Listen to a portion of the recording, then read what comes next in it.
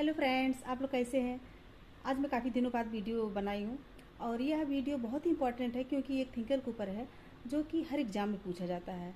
और यह वीडियो जो है एक महत्वपूर्ण थिंकर हैं हर्बर्ट स्पेंसर, तो उनके ऊपर बनाई हूँ। तो चलिए देर न करते हुए पढ़ते हैं।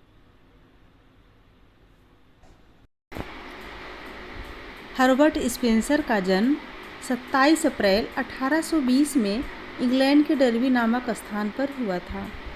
इनके पिता शिक्षक थे, लेकिन हर्बर्ट स्पेंसर को औपचारिक स्कूली शिक्षा प्राप्त नहीं हुई। इनके चाचा द्वारा इन्हें घर पर ही शिक्षा प्रदान की गई। इनका परिवार नास्तिक विचारधारा का था, जिसका प्रभाव स्पेंसर के जीवन पर पड़ा। स्पेंसर के ऊपर कई लोगों का प्रभाव पड़ा था, जिसमें एडम स्मिथ प्रमुख हैं। एडम स्मिथ की पुस्तक द वेल्थ ऑफ नेशंस तथा हस्तक्षेप की नीति ने स्पेंसर को प्रभावित किया तथा स्पेंसर जो है स्वयं हस्तक्षेप की नीति का समर्थन करते थे। स्पेंसर 5 वर्ष तक इकोनॉमिस्ट पत्रिका से जुड़े रहे, जहां इनकी मुलाकात George Eliot, John Chapman, G.H. Lewes, Huxley व जॉन टिंडॉल से हुई। स्पेंसर इलियट से विवाह करना चाहते थे, लेकिन इलियट ऐसा नहीं करना चाहती थी। उनके बीच वैवाहिक संबंध नहीं स्थापित हो पाया। स्पेंसर इससे क्षुब्ध होकर विवाह न करने की कसम खा ली। स्पेंसर पर सर्वाधिक प्रभाव चार्ल्स डार्विन के उद्विकास सिद्धांत तथा प्राकृतिक प्रवरण सर्वोत्तम की उत्तरजीविता का पड़ा। इसलिए हक्सले स्पेंसर के मित्र ने स्पेंसर को डार्विन का बुलडॉग की संज्ञा प्रदान की। स्पेंसर ने डार्विन के उद्विकास सिद्धांत को समाज के विकास के साथ संबंधित किया। अतः उद्विकास के जनक डार्विन को माना जाता है और सामाजिक उद्विकास के जनक हर्बर्ट स्पेंसर को माना जाता है। तो फ्रेंड्स, ऐसे ही देखते रहिए। हर्बर्ट स्पेंसर की महत्वपूर्ण रचनाएं। पहली रचना है सोशल स्टैटिक्स, 1851 में आई थी। और सेकंड है द प्रिंसिपल्स ऑफ साइकोलॉजी, 1854। और उसके आगे फर्स्ट प्रिंसिपल 1862 में आई थी। इसे सिंथेटिक फिलॉसफी भी कहते हैं। इसके बाद द प्रिंसिपल्स ऑफ बायोलॉजी, यह जो है 1864 में आई थी। और उसके बाद द स्टडी ऑफ सोशियोलॉजी 1873 में आई थी। और उसके बाद प्रिंसिपल्स ऑफ सोशियोलॉजी 1875 में आई थी। इसे समाजशास्त्र की प्रथम पाठ्य पुस्तक माना जाता है। इसके बाद प्रिंसिपल ऑफ एथिक्स 1877 में आई थी। उसके बाद the man versus the state 1884 में आई थी। फिर डिस्क्रिप्टिव सोशियोलॉजी 1890 में आई थी। इसके बाद इनकी 3 पुस्तकें और हैं, the proper sphere of government, the political institution और द इवोल्यूशन ऑफ सोसाइटी। ये सब इनकी महत्वपूर्ण पुस्तकें थी। तो आप लोग इसे अच्छे से पढ़ लीजिएगा। चलिए इसके आगे देखते हैं। सामाजिक उद्विकास का सिद्धांत, theory of social evolution.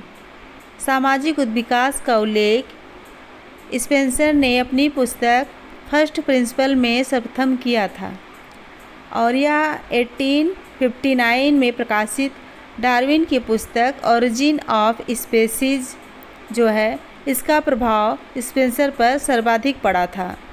Darwin के उद्विकास सिद्धांत को स्पेंसर द्वारा समाज पर लागू किया गया और स्पेंसर उद्विकास को एकीकरण विखंडन की प्रक्रिया मानते हैं। तो ये जो है बहुत ही सामाजिक उद्विकास का सिद्धांत बहुत ही महत्वपूर्ण है। स्पेंसर अपने सामाजिक विकास सिद्धांत के स्पष्टीकरण में कई प्रकार से समाज के विकास को प्रस्तुत करते हैं। सामाजिक एकीकरण के आधार पर स्पेंसर समाज के 2 उद्विकासीय अवस्थाओं का उल्लेख करते हैं। पहला है शिकारी या सैनिक या यूथ समाज। इसमें इन्होंने बताया है कि समाज के विकास की प्रारंभिक अवस्था, जिसमें मुख्यतया आक्रामक तथा सुरक्षात्मक फौजी कार्रवाई के लिए संगठित किया जाता है और इसे मिलिटेंट सोसाइटी भी कहा जाता है। सेकंड है औद्योगिक समाज, जिसे हम इंडस्ट्रियल सोसाइटी कहते हैं। इस समाज में सैन्य कार्यकलाप तथा संगठन समाज के लिए बाह्य होते हैं। समाज मानव उत्पादन तथा कल्याण पर ध्यान केंद्रित करता है।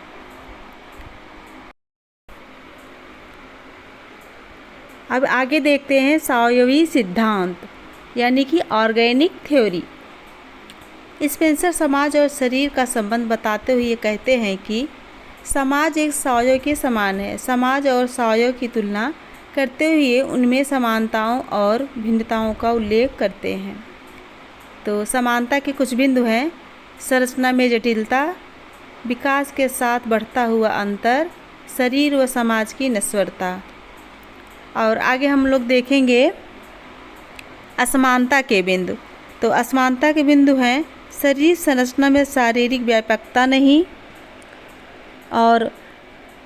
नहीं होती, शरीर समाज के समान व्यापक नहीं होता है, और है संपर्क का अभाव पाया जाता है, असंगठित चेतना पाई जाती है। स्पेंसर व्यक्तित्व के विकास के लिए औद्योगिक समाज को सर्वोत्तम मानते हैं। स्पेंसर द्वारा समाज के विकास के एक अन्य स्वरूप का उल्लेख किया गया है, जिसके अनुसार सामाजिक विकास की प्रक्रिया में समाज अपने संगठन की श्रेणी के आधार पर सरल से समृद्ध समाज के विभिन्न स्तरों की ओर क्रियाशील होता है। जैसे कि पहला है सरल समाज यानी सिंपल सोसाइटी।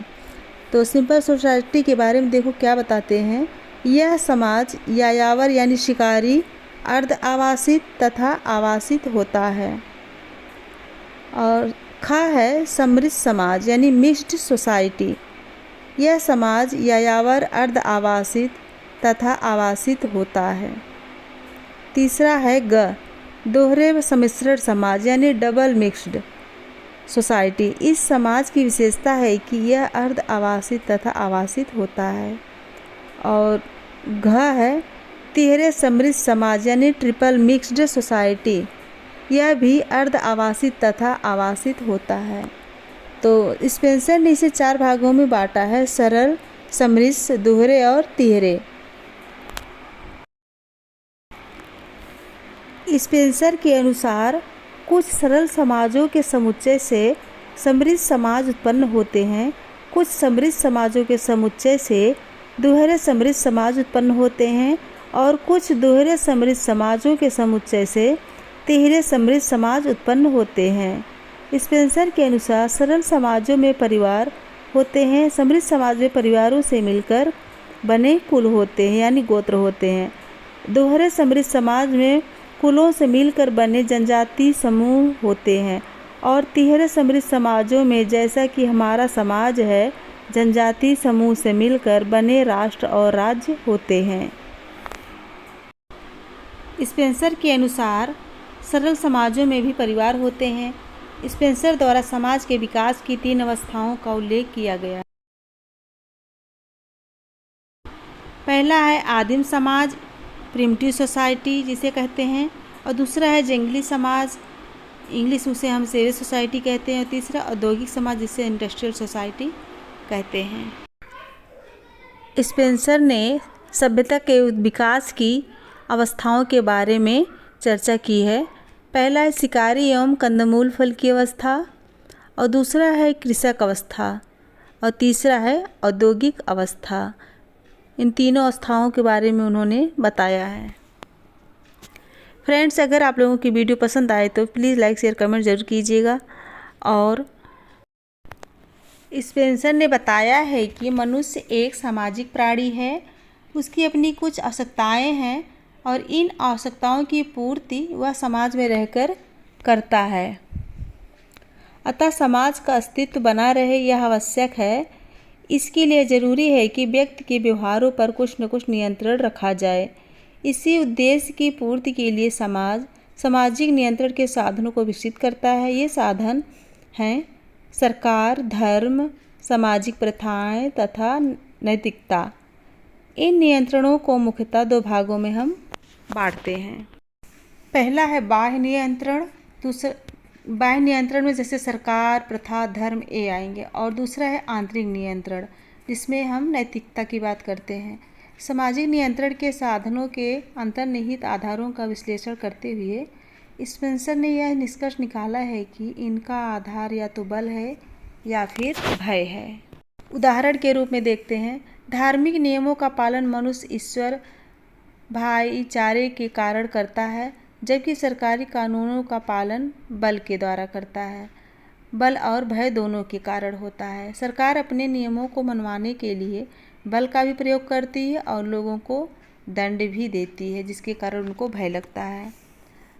स्पेंसर का मानना है कि जब नैतिकता का पूर्ण विकास हो जाएगा, जब उसके ऊपर सरकार द्वारा लगाए गए बाहरी नियंत्रण की आवश्यकता नहीं रहेगी। सरकारी नियंत्रण व्यक्ति के स्वतंत्र विकास के पथ पर एक प्रमुख बाधा है, पर जब तक उसकी नैतिकता का पूर्ण विकास नहीं हो जाता है, तब तक इस प्रकार के बाहरी नियंत्रण की आवश्यकता बनी रहेगी, क्योंकि इसके बिना मनुष्य के लिए गलत रास्ते पर चले जाने की संभावना अत्यधिक होगी।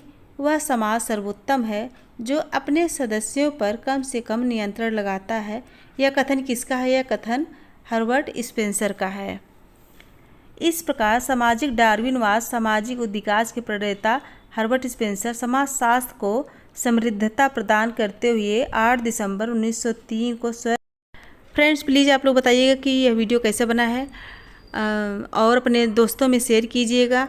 ज़्यादा से ज़्यादा संख्या में शेयर कीजिए और कमेंट्स करके ज़रूर बताइए कि ये वीडियो कैसा बना है। धन्यवाद।